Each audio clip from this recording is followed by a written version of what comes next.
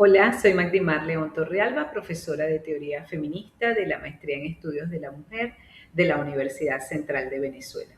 En este video vamos a trabajar el tema 2 de la asignatura referido al feminismo ilustrado y a las bases del feminismo liberal. El objetivo de esta clase es analizar el surgimiento del pensamiento feminista ilustrado en el contexto de la modernidad, la ilustración y la Revolución Francesa, así como comprender las contradicciones del pensamiento ilustrado respecto a las mujeres y su exclusión del contrato social moderno. Para ello trabajaremos especialmente a partir de dos textos fundamentales, que son el Emilio o de la Educación de Jean-Jacques Rousseau y La Vindicación de los Derechos de la Mujer de Mary Wollstonecraft. Estas dos obras nos permitirán comprender tanto la exclusión de las mujeres dentro del pensamiento moderno como las primeras respuestas críticas que darán origen a la teoría feminista. De hecho, la obra de Mary Wollstonecraft es considerada por muchas autoras como uno de los textos fundacionales del feminismo moderno. Pero para comprender verdaderamente el surgimiento del feminismo ilustrado, necesitamos entender un poco primero el momento histórico en el que aparece. Y esto es importante porque las ideas no nacen en el vacío, surgen en contextos sociales, políticos y económicos específicos. El feminismo ilustrado aparece en medio de una enorme transformación histórica que modifica profundamente la manera de entender el poder, la sociedad, la ciudadanía e incluso al propio ser humano. Entonces, este periodo es el periodo de la Ilustración, que es el periodo del nacimiento de la modernidad. La Ilustración, también conocida como el siglo de las luces, fue un movimiento intelectual, filosófico, político y cultural que se desarrolló principalmente en Europa durante el siglo XVIII, aunque sus raíces comienzan a gestarse desde finales del siglo XVII. Su epicentro fue Francia, pero sus ideas circularon ampliamente por Inglaterra, Alemania y otras regiones de Europa. La Ilustración se propuso liberar al ser humano de la ignorancia, de la superstición y de la autoridad arbitraria, especialmente de la monarquía absoluta y del poder de la Iglesia. Y el instrumento fundamental para lograrlo sería la razón. Durante siglos, Europa había estado organizada bajo estructuras profundamente jerárquicas. El orden social parecía natural e inmutable. La monarquía gobernaba por derecho divino y la iglesia regulaba no solo la vida espiritual, sino también la moral, el conocimiento y buena parte de la vida cotidiana. Las personas nacían en posiciones sociales muy rígidas y se esperaba que permanecieran allí. La Ilustración rompe con esta lógica. Por primera vez comienza a consolidarse la idea de que la sociedad puede ser transformada racionalmente por los propios seres humanos y que el poder no necesariamente proviene de Dios ni de la tradición, sino que puede ser cuestionado y reorganizado. Uno de los pensadores más importantes de este periodo fue Immanuel Kant, quien definía la Ilustración como la salida del ser humano de su minoría de edad, es decir, la capacidad de pensar por cuenta propia y de dejar de depender del pensamiento impuesto por otras autoridades. La famosa consigna kantiana, atrévete a saber, resume perfectamente el espíritu ilustrado. La Ilustración se sostuvo sobre varios pilares fundamentales: la razón como fuente principal de conocimiento, la educación como herramienta de transformación social, la ciencia y el método científico como vías hacia el progreso, la libertad y la igualdad como principios del nuevo orden social moderno. Los ilustrados creían profundamente en el progreso de la humanidad. Consideraban que la sociedad podía perfeccionarse si se organizaba racionalmente. En este periodo hubo una enorme confianza en el conocimiento científico y en la posibilidad de transformar el mundo mediante la educación y el pensamiento racional. Por eso se desarrollaron proyectos tan ambiciosos como la enciclopedia dirigida por Diderot y D'Alembert, cuyo objetivo era sistematizar y difundir el conocimiento humano. Y esto era profundamente revolucionario para la época. Recordemos que durante siglos el conocimiento había estado concentrado en manos de la Iglesia, de la monarquía y de ciertos grupos privilegiados. La difusión del conocimiento cuestionaba directamente las estructuras tradicionales de poder. Pero aquí aparece algo muy importante para el feminismo. La modernidad crea una nueva figura, el individuo moderno, un sujeto racional, autónomo, capaz de pensar por sí mismo y participar en la vida pública. Sin embargo, este sujeto aparentemente universal tenía características muy concretas. Era masculino, blanco, propietario, educado y europeo. Las mujeres quedaron prácticamente excluidas de este proyecto moderno. Se esperaba que ellas educaran a los futuros ciudadanos, pero sin convertirse ellas mismas en ciudadanas plenas. Eran concebidas como madres, esposas y guardianas de la virtud doméstica, pero no como sujetas autónomas de derechos. Y aquí aparece una de las grandes contradicciones de la modernidad. La Ilustración proclamaba principios universales, pero esos principios no eran realmente universales. No incluían plenamente a las mujeres, ni a las personas esclavizadas, ni a las clases populares, ni a los pueblos colonizados. Y es justamente aquí donde comienza a gestarse el feminismo ilustrado. La Revolución Francesa fue el periodo en el que fue posible este proceso. La Revolución Francesa, iniciada en 1789, representa uno de los momentos más emblemáticos de la modernidad. No fue solamente una revolución política, fue una transformación radical del orden jurídico, económico, político y simbólico de Europa. La monarquía absoluta fue cuestionada y sustituida por la idea moderna de soberanía popular. El poder ya no debería provenir del rey por derecho divino, sino del pueblo. La revolución surge además en un contexto de enorme desigualdad social. La aristocracia y el clero gozaban de privilegios económicos y políticos, mientras las clases populares enfrentaban hambre, pobreza y altos impuestos.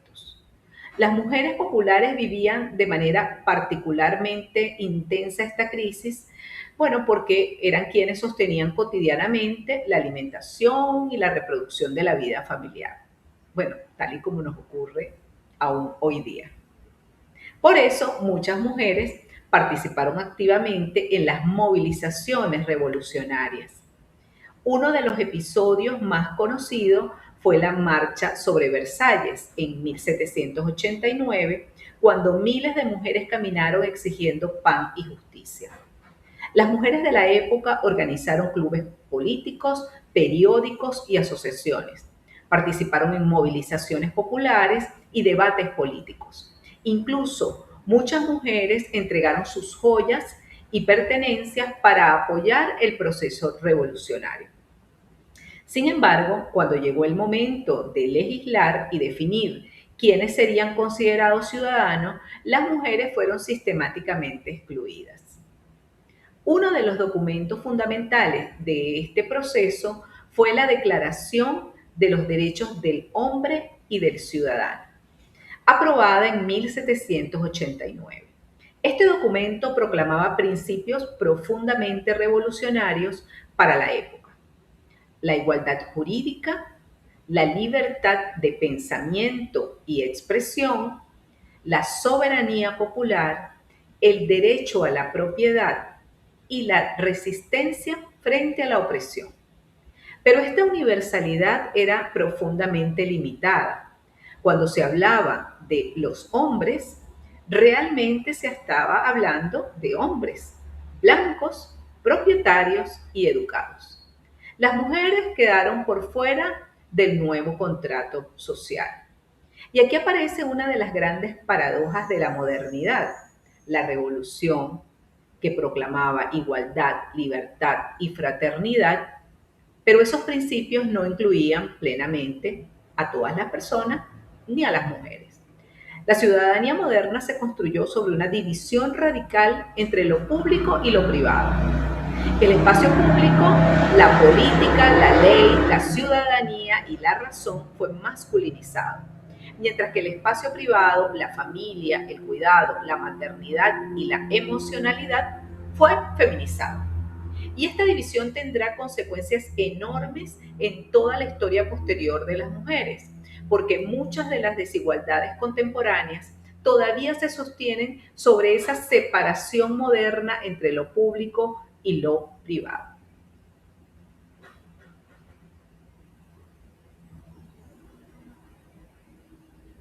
Frente a esta exclusión surge una de las primeras respuestas feministas modernas. En 1791, Olympia de Gouges escribe la Declaración de los Derechos de la Mujer y la Ciudadana, inspirada directamente en la Declaración Revolucionaria.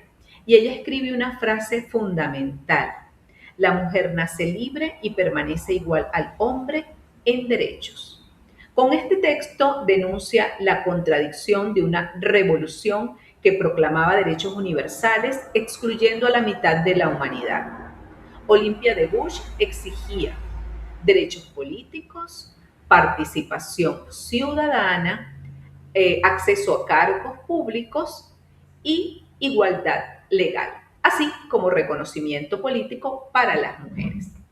Su postura fue considerada radical y finalmente fue guillotinada en 1793. Su historia muestra hasta qué punto la participación política de las mujeres era vista como una amenaza para el nuevo orden moderno. La modernidad aceptaba a mujeres como madres de ciudadanos, pero no como ciudadanas autónomas.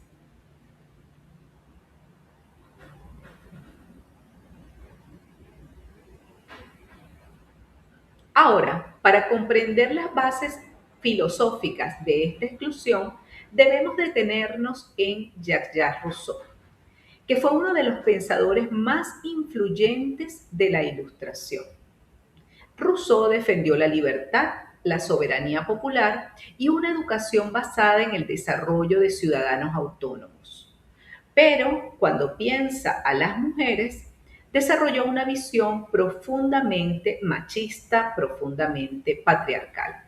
En su libro El Emilio o de la Educación, publicado en 1762, Rousseau diseñó un modelo educativo ideal para formar al ciudadano moderno. Pero ese ciudadano es Emilio. Es un hombre racional, autónomo y capaz de participar en la vida pública. Sin embargo, cuando Rousseau piensa la educación femenina, aparece el personaje de Sofía. Y Sofía existe fundamentalmente para Emilio. Rousseau afirma: toda la educación de las mujeres debe estar en relación con los hombres. Y continúa diciendo que las mujeres deben complacer a los hombres, que deben serles útiles, que deben criar a los hijos y a las hijas, cuidar a los varones, consolarlos y hacer agradable su vida. Aquí observamos claramente cómo Rousseau construye una división radical entre las esferas masculina y femenina.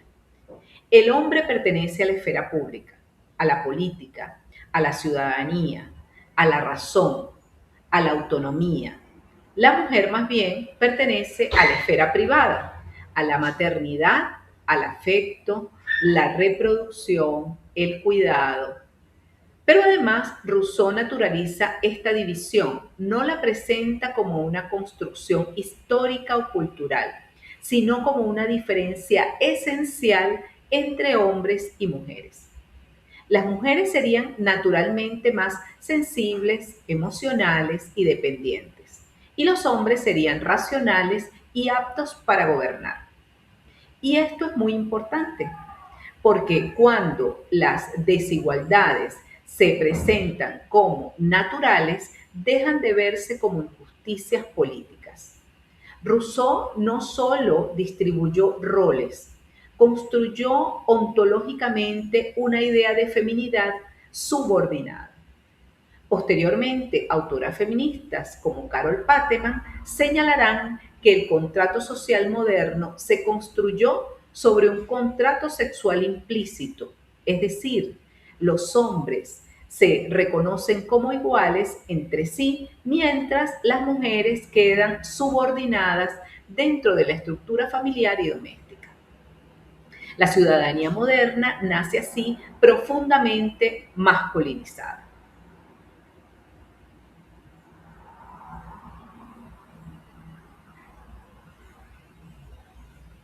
Pero en 1792, Mary Wollstonecraft publica La Vindicación de los Derechos de la Mujer. Este texto constituye una respuesta directa al pensamiento ilustrado, patriarcal y particularmente una respuesta a Rousseau. Mary Wollstonecraft fue una intelectual inglesa que vivió importantes dificultades económicas y laborales. Trabajó como institutriz y conoció directamente las limitaciones impuestas a las mujeres de su tiempo. Su pensamiento no surge solamente desde la abstracción filosófica, sino también desde una experiencia concreta de subordinación femenina. Wollstonecraft parte de una idea fundamental. Las mujeres son tan racionales como los hombres. Por tanto, si la razón es el fundamento de la libertad y la ciudadanía, entonces las mujeres deben acceder a la educación y a los derechos políticos.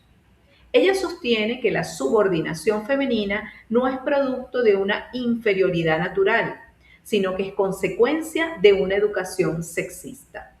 Las niñas son educadas para la obediencia, para la frivolidad, para la dependencia, para la debilidad y también para la subordinación. Y aquí aparece una idea profundamente revolucionaria.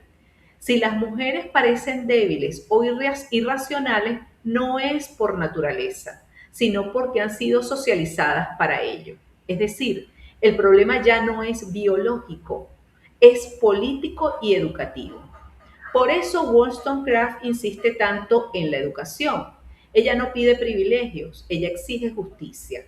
Y esto es muy importante porque el propio concepto de vindicación implica precisamente eso, reclamar derechos que ya corresponden por la condición humana. Ella critica duramente la idea de que las mujeres existan únicamente para agradar a los hombres. Defiende la autonomía femenina y propone que las mujeres participen activamente en la vida pública y profesional. Además, cuestiona el matrimonio entendido como una relación de dependencia. Observa que muchas mujeres son obligadas a convertir el matrimonio en una estrategia de supervivencia sobre todo económica. Y esto genera relaciones profundamente desiguales donde el afecto queda subordinado a la dependencia material. Lo más interesante es que Wollstonecraft utiliza las propias herramientas conceptuales de la ilustración. Ella emplea la razón, argumenta la libertad, la igualdad, para demostrar el carácter excluyente y androcéntrico del proyecto moderno. Ella no rechaza la modernidad, la empuja hacia sus límites máximos y obliga a preguntarse si los derechos son verdaderamente universales, ¿por qué las mujeres quedan excluidas?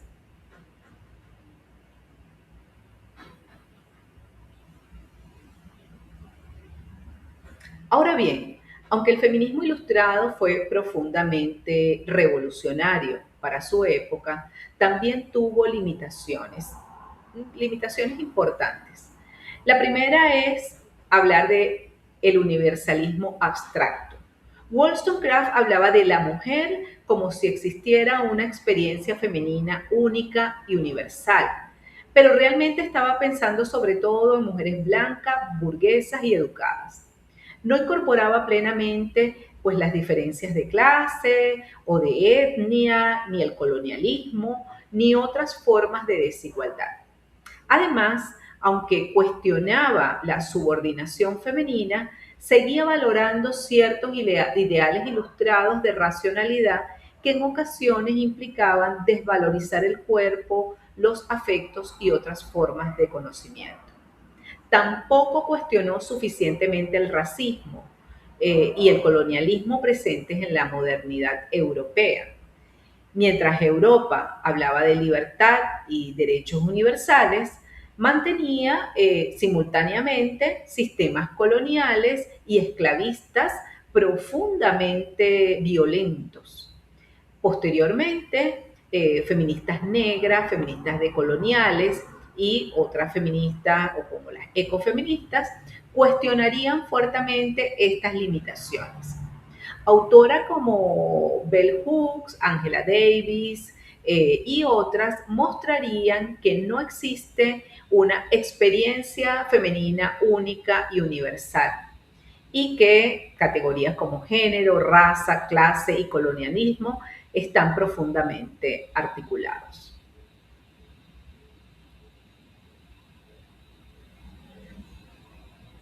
A partir de Wollstonecraft surge una tensión fundamental en la historia del feminismo, la tensión entre igualdad y diferencia. Por un lado, el feminismo ilustrado defendía que las mujeres y hombres son igualmente racionales y deben tener los mismos derechos. Esta es la estrategia de la igualdad. Pero al mismo tiempo también se reconocían ciertas experiencias asociadas históricamente a las mujeres. Experiencias como el cuidado, la sensibilidad, la empatía, la experiencia relacional, la reproducción. Y aquí aparece una pregunta fundamental. ¿La igualdad implica parecernos al modelo masculino o es posible construir una ciudadanía que reconozca las diferencias sin convertirlas en desigualdad? Este debate atraviesa toda la historia del feminismo y continúa hasta nuestros días. Por ejemplo, desde la igualdad exigimos igualdad salarial y participación política. Desde la diferencia exigimos políticas de cuidado, licencias de maternidad, justicia con perspectiva de género, por ejemplo. Posteriormente, Simone de Beauvoir profundizará en este debate con su famosa frase, no se nace mujer, se llega a serlo. Y con ello cuestiona profundamente la idea de naturaleza femenina y muestra cómo la feminidad es una construcción histórica y social. Actualmente, muchas autoras consideran que igualdad y diferencia no son categorías opuestas, sino que más bien son categorías que deben mantenerse en una cierta tensión productiva para poder ampliar y desarrollar los distintos feminismos. Ya para cerrar este video, podemos afirmar que el feminismo ilustrado representa un momento fundacional de la teoría feminista moderna. A partir de la Ilustración y de la Revolución Francesa, las mujeres comienzan a reclamar para sí mismas los principios de libertad, igualdad y ciudadanía que la modernidad proclamaba como universales. Mary Wollstonecraft inaugura una tradición crítica que no solamente pide inclusión, sino que también cuestiona profundamente las bases patriarcales de la sociedad moderna. Y muchos de los debates iniciados en este periodo continúan plenamente vigentes, tales como igualdad y diferencia, ciudadanía, nuestros derechos, el reconocimiento al cuerpo, los sistemas de cuidado, la participación política y la autonomía. Y la pregunta fundamental sobre quienes son considerados plenamente humanos y plenamente sujetos de derechos.